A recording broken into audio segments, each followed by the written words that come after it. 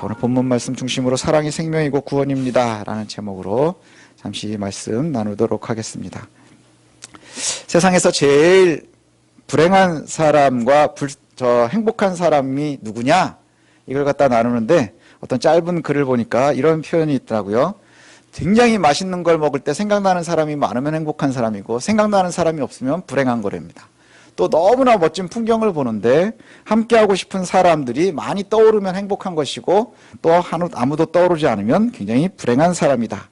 이렇게 얘기를 합니다. 왜냐하면 사람들은요, 관계 속에서 그리고 함께 생활하면서 행복을 누리기 때문입니다. 요즘에 이제 사회면이나 이런 뉴스들을 보면 우리나라뿐만이 아니라 전 세계적으로 불행 지수들이 좀 많이 올라가는 것 같아요. 행복해 보이지 않는 것 같습니다. 사람들은 아주 가볍게 경제 지수로 이런 것을 갖다가 해석하고 싶어 합니다. 근데 주변에 보면 그런 이야기들을 많이 해요. 현대인들이 불행한 것 같고 그다음 행복을 느끼지 못하는 이유는 뭘까? 그러면 고립을 따집니다. 고립. 우리도 뉴스에서 많이 보죠. 고립. 우리 옆나라 일본을 보면 굉장히 오랫동안 은둔하는 세대들의 이야기 혹시 전해 들었는지 모르겠습니다. 부모들은 굉장히 오랜 긴 세월 동안에 경제의 호황을 누리면서 막 경제 성장을 누렸는데 그 이후에 우리 들어보신 적 있으시죠? 잃어버린 20년이니 30년이니 이러면서 일본의 경제가 굉장히 어려워지면서 일자리를 못 구하고 여러 가지로 힘든 젊은이들의 이야기입니다. 그래서 그 일본 젊은이들을 갖다가 해탈 세대다 이렇게 얘기한다 그러더니 해탈한 세대다. 그래서 해탈했다는 게 뭐냐? 그랬더니 면허도 따지 않고 자동차도 사려고 하지 않고 집에 대한 욕심도 없고 결혼에 대한 욕심도 없고 연애에 대한 욕심도 없고 아무 욕심도 없어서 모든 욕구로부터 해탈했다 이렇게 얘기를 해요. 그러면서 그 속에서 행복을 누리려고 한다는 거죠. 그런데 이 해탈에는 사실은 되게 슬픔이 있습니다. 왜냐하면 가질 수 없어 포기한 거예요. 가질 수 없다. 아무리 노력해도 내가 차를 살 수 없을 것 같고 아무리 노력해도 내가 결혼할 수 없을 것 같고 그래서 그냥 모든 것을 포기해버렸다 이렇게 이야기를 합니다. 모든 것을 소망하지 못한다. 그리고 이 사람들을 점점 시간이 지나가면서 세대가 넓어져서요. 그냥 짧은 젊은이들의 이야기로만 끝나는 게 아니라 그 세대를 갖다가 지금은 15세부터 64세까지로 넓힙니다. 15세부터 64세면 여기 다 낍니다. 여기 있는 사람들은 다 그 세대에 들어갑니다. 작년에 조사한 바로 의하면 146만 명이 일본에서 146만 명이 6개월 동안 집 밖에 나온 적이 없대요.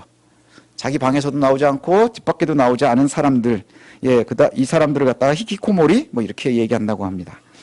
이게 처음에는 그냥 단순히 청년 문제였는데 15세에서 64세다. 그럼 거의 전 세대를 아우른다. 이렇게 볼 수 있겠죠. 그러면서 일본에서 또 나오고 있는 새로운 단어가 뭐냐 하면 8050 문제가 있답니다. 8050 문제. 이게 얼마 전까지는 7040 문제라고 불렸대요. 이게 어떤 얘기냐? 그러면 80대 노부모가 연금을 받아서 50대 자녀를 먹여 살리는 거예요.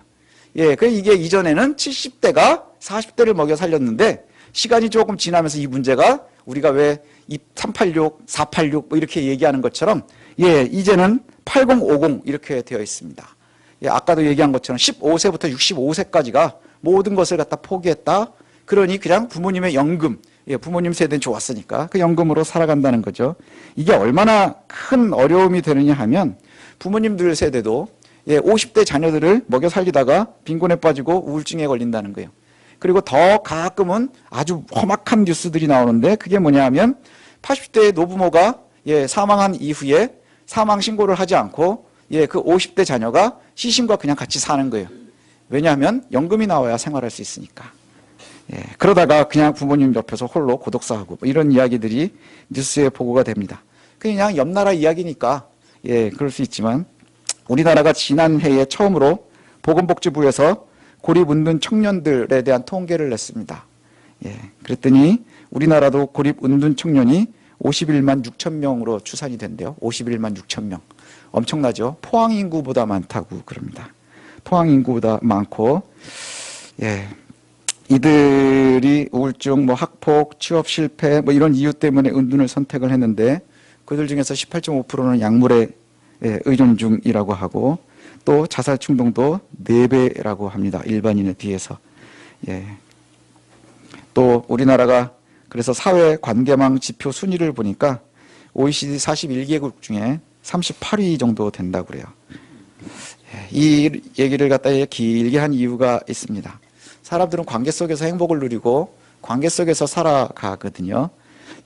사람들이 어디에서 관계를 맺느냐? 가정에서, 또 학교에서, 또 사회에서 이웃들과 친구들과 관계를 맺습니다. 그런데 점차로 이런 사회의 관계의 모양도 바뀌어가는 것 같아요.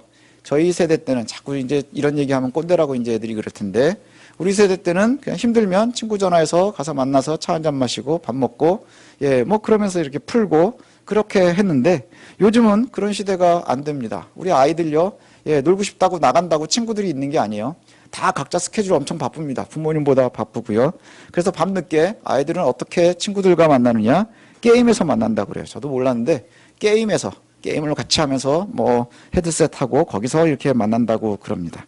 집 밖으로 나오지 않고 직접 만나지 않고도 수다 떨고 밤새 놀 수 있다는 거예요. 재밌는 건 뭐냐? 인류들은 끊임없이 쾌락을 추구했거든요. 쾌락을 추구하고 행복을 추구했습니다. 그래서 고대에 뭐 근래로 가면 뭐 로마 같은 곳에서는 콜로세움에서 검투사들이 하는 일 뭐 여러 가지를 보면서 같이 모여서 즐겼습니다. 그러다가 이것이 뭐 연극을 즐기기도 하고, 그러다가 근대로 넘어오면서는 영화를 즐기기도 하고, 이렇게 여러 가지 소비 문화를 거치면서 사람들은 행복을 즐기고 쾌락의 문화를 즐겼습니다. 그리고 이것이 점점 발전하면서 더 화려해졌습니다. 엄청나게 화려해졌어요.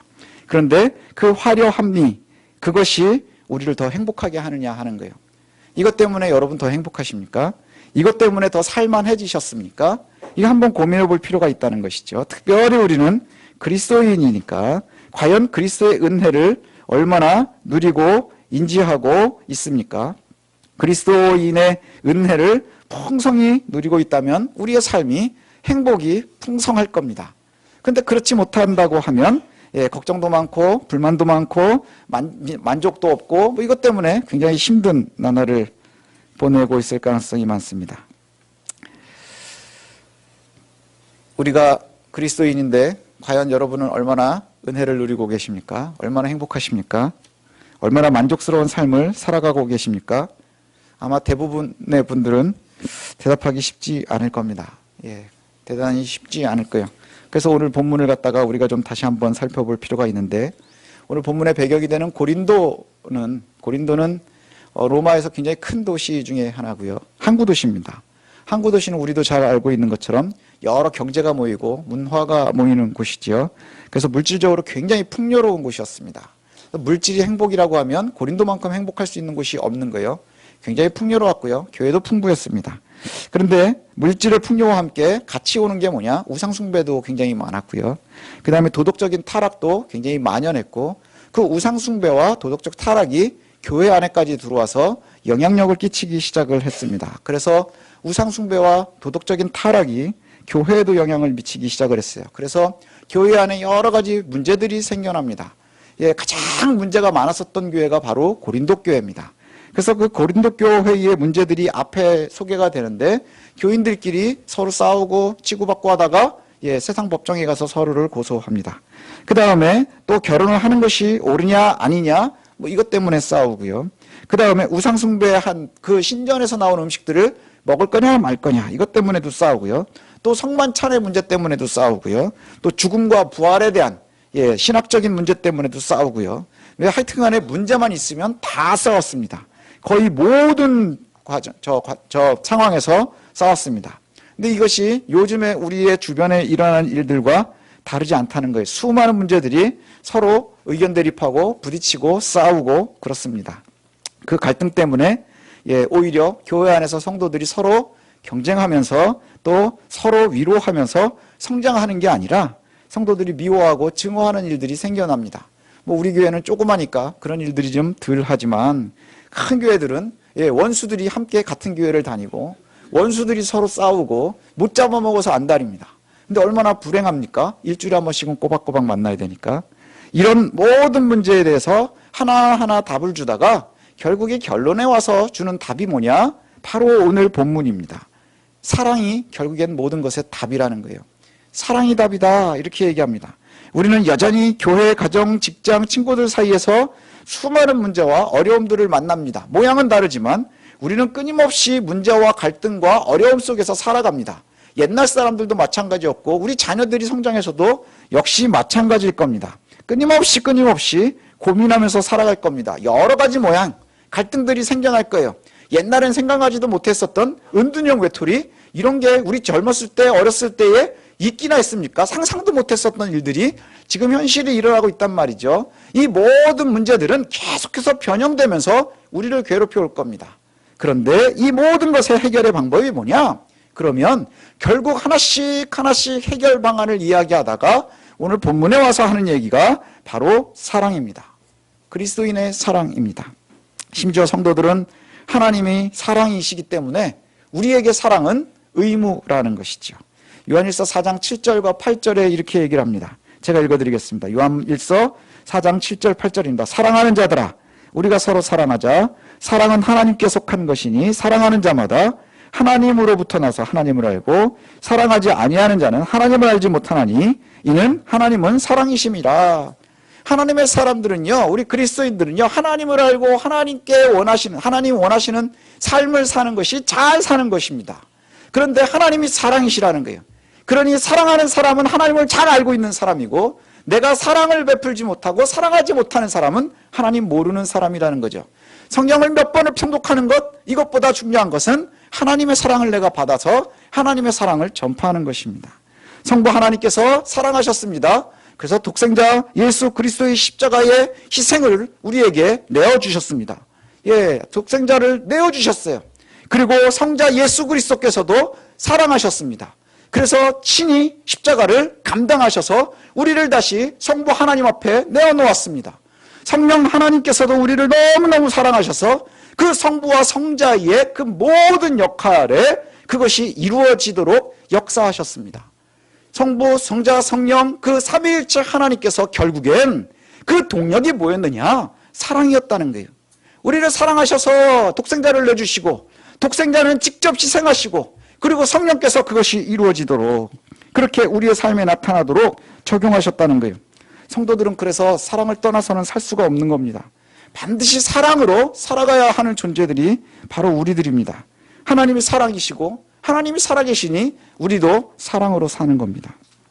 사랑이 없으면 아무것도 아니다. 오늘 본문이 이렇게 얘기를 해요. 사랑이 없으면 아무것도 아니다. 우리는 눈에 보이는 것에 예민하죠. 눈에 보이는 것에 예민합니다. 그래서 우리는 방언하는 사람을 보면서 와, 신앙이 깊은가 보다. 영적인가 보다. 나는 말도 주변도 없고 잘 떠듬떠듬 기도하는데 막 방언으로 기도하는 걸 보면서 우리 기죽지 않습니까?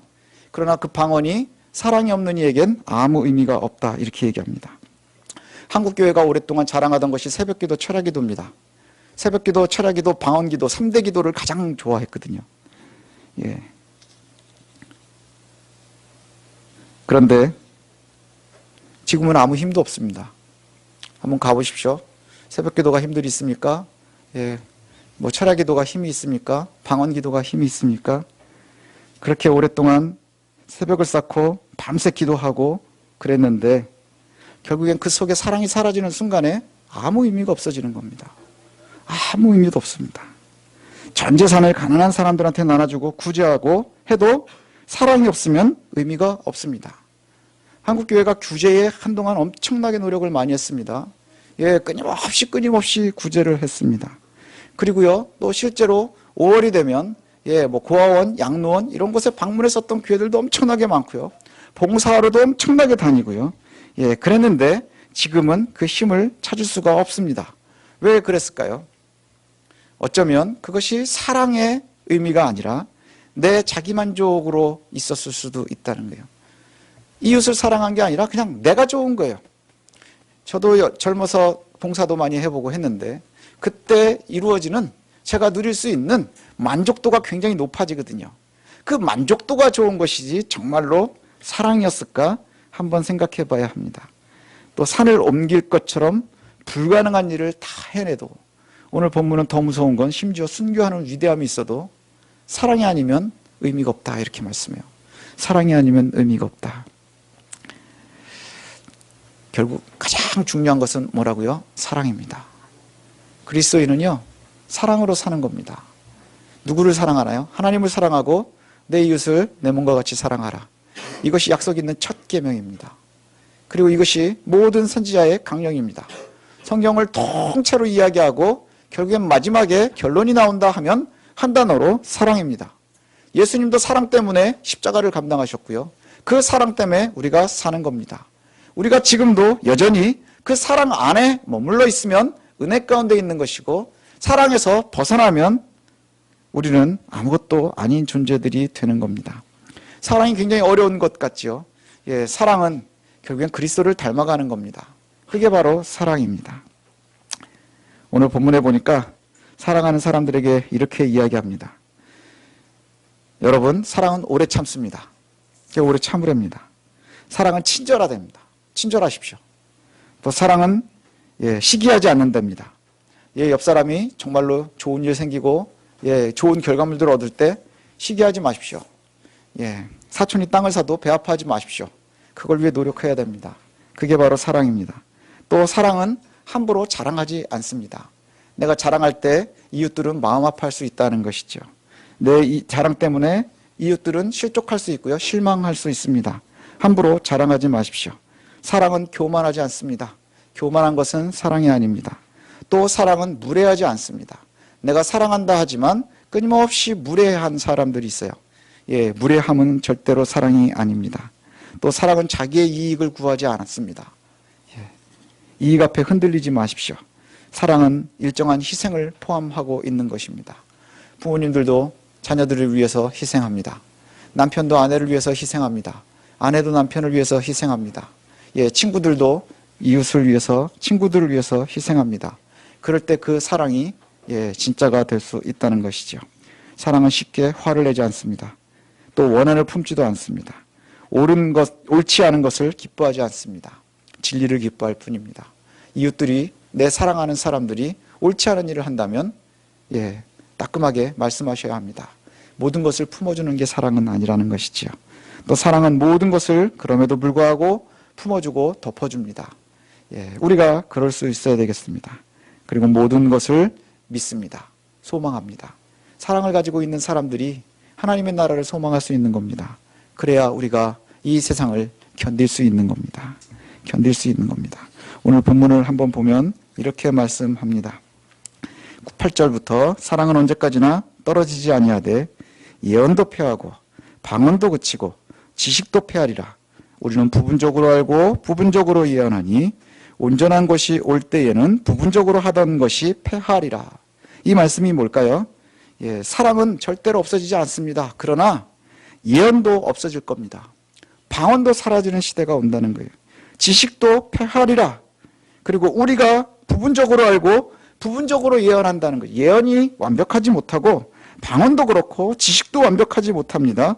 그러나 이 부분적인 것들은 다 없어지겠습니다. 이것은 어릴 때의 모습과 같다는 거예요. 우리가 어린 신앙을 할 때에, 어린 모습일 때 깨닫는 것도 어린애 같고 아는 것도 어린애 같고, 그 어린애 같은 모습은 바로 이런 것들이지만, 그러나 성인이 된 것, 어른이 되었고 그리고 나서 정확하게 뭔가를 대면하듯 안다 하는 것은 결국엔 무엇이에요? 사랑을 가지고 있을 때 가능하다는 거예요. 예언이 아니에요. 방언이 아니에요. 지식이 아닌 거예요. 사랑에 그 답이 있다는 것이죠. 마지막에 우리에게 이렇게 말합니다. 그래서 믿음도 중요하고 소망도 중요하고 사랑도 중요합니다. 믿음 매우 중요하죠. 소망 품는 것 중요하죠. 근데 믿음도 소망도 사랑이 없으면, 때가 되면 소멸하는 겁니다. 내가 믿음이 좋다 이야기하지만 그리스도의 사랑을 놓치는 순간에 그 믿음은 헛것이 되는 경우들이 많이 노출됩니다. 소망도 역시 하나님의 사랑 안에 있을 때에, 우리가 하나님의 사랑을 품을 때에, 그리고 사랑을 행할 때에는요, 늘 희망이 있고 소망이 있지요. 그러나 사랑이 없으면 이 모든 것은 다 끝나는 겁니다. 그래서 오늘 본문이 이렇게 얘기합니다. 모든 것의 답입니다. 우리의 모든 것의 답입니다. 그런즉 믿음, 소망, 사랑, 이 세 가지는 항상 있을 때 뭐가 제일이라고요? 그 중에 제일은 사랑이라. 이렇게 말씀합니다. 사랑이 가장 으뜸입니다. 여러분 혹시 가정에서, 교회에서, 직장에서, 여러분이 속한 그 모든 곳에서 또 고난이 있습니까? 미움이 있습니까? 다툼이 있습니까? 분란 때문에 또 고통스러우십니까? 그러면 내 사랑을 회복해야 합니다. 내 주변에 있는 것들이 나를 괴롭힌다? 그럼 다시 나를 바라보셔야 되는 거예요. 내가 내 사랑을 회복해야 합니다. 그리스도를 향한 사랑을 회복해야 하고요. 내 안에 주신 하나님의 사랑을 회복해서 내가 사랑을 바랄 수 있어야 되는 거예요. 네, 내가 사랑을 행할 수 있어야 되는 거예요. 오늘 성경은 우리에게 약속하는 것이 이겁니다. 결국은 그리스도의 사랑이 이깁니다. 결국엔 우리의 사랑이 가장 강력한 것입니다. 예, 세상적인 것이 아니라 사랑이 이긴다는 것이죠. 여러분 사랑하십시다. 사랑하십시다. 사랑이 이기는 겁니다. 사랑이 모든 것의 해결의 답입니다. 사랑이 하나님의 나라를 소망하는 길입니다. 하나님이 우리의 믿음을, 사랑이 우리의 믿음을 하나님의 나라에 가는 그날까지 지킬 수 있는 동력이 되는 것입니다.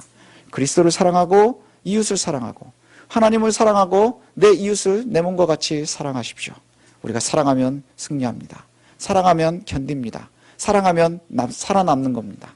이것을 꼭 놓치지 않았으면 좋겠습니다. 그래서 우리가 주변에서 끊임없이 참고 친절하고 또 사랑하고 그것으로 승리하는 저와 여러분들이 되셨으면 좋겠습니다.